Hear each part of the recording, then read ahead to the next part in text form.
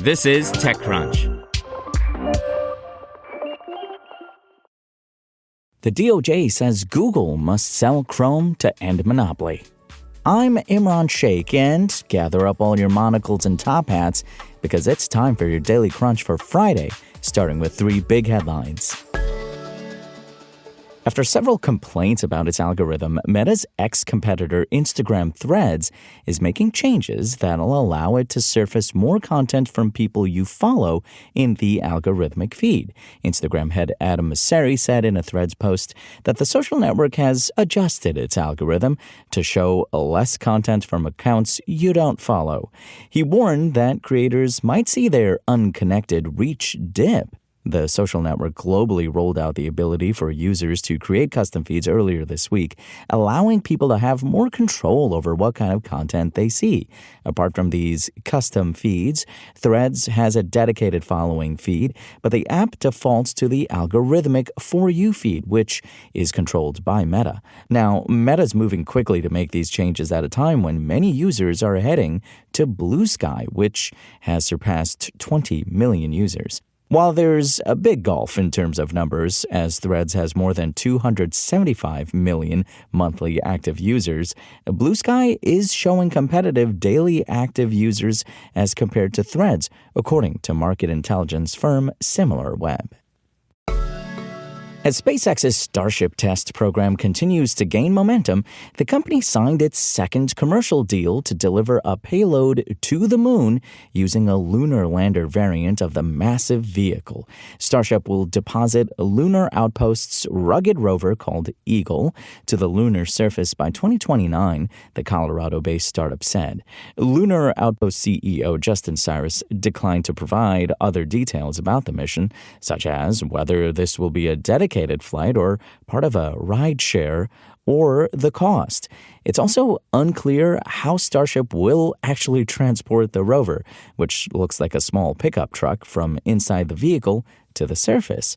Lunar Outpost's rover ambitions got a major boost from NASA earlier this year when the space agency selected it, along with 2 other teams, for the initial phase of a Lunar Terrain Vehicle (LTV) program.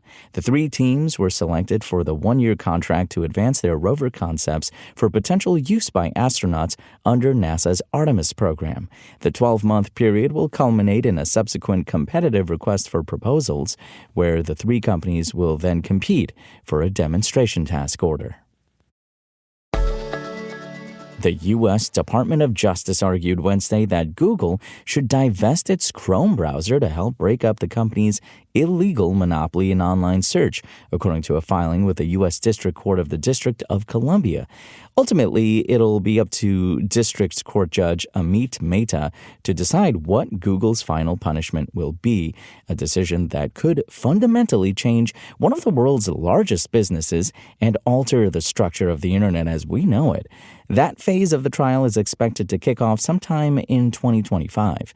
The DOJ's latest filings suggested that Google's ownership of Android and Chrome, which are key distribution channels for its search business, pose a significant challenge to apply remedies for making the search market competitive.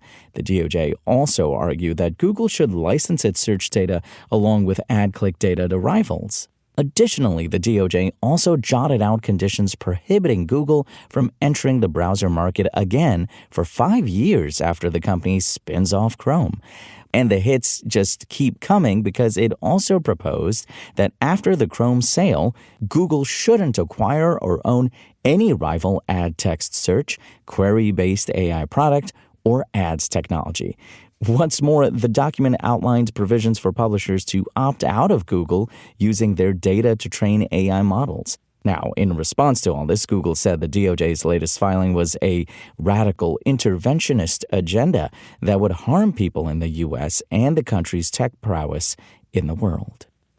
Let's now throw it over to producer Dennis with today's startup news in about 1 minute. Thank you, Imran. And we have yet another sign of the boom in the travel industry, a major fundraise by one of the B2B startups serving the space. Lighthouse, a data analytics platform for hotels and others in the hospitality industry, has closed a Series C round of $370 million. Lighthouse said it will use the funding to continue building more data sets, analytic tools, and AI functionality. And Crusoe Energy, a startup building data centers reportedly to be leased by Oracle, Microsoft, and OpenAI, is in the process of raising $818 million, according to an SEC filing. Should Crusoe successfully raise the money, it would bring the startup's total raised to approximately $1.5 billion in equity and debt. Late last year, Crusoe secured $200 million in debt using its data center chips as collateral to buy thousands of AI processors. And that'll do it for me. Imran, back to you. And that's your Daily Crunch. Today's stories were reported by Ivan Mehta, Maxwell Zaff, Arya Alamal-Hodai, and more beautiful, lovely TechCrunch journalists. We'll see you here tomorrow, same tech time, same Crunch channel. And until then, find us at TechCrunch.com.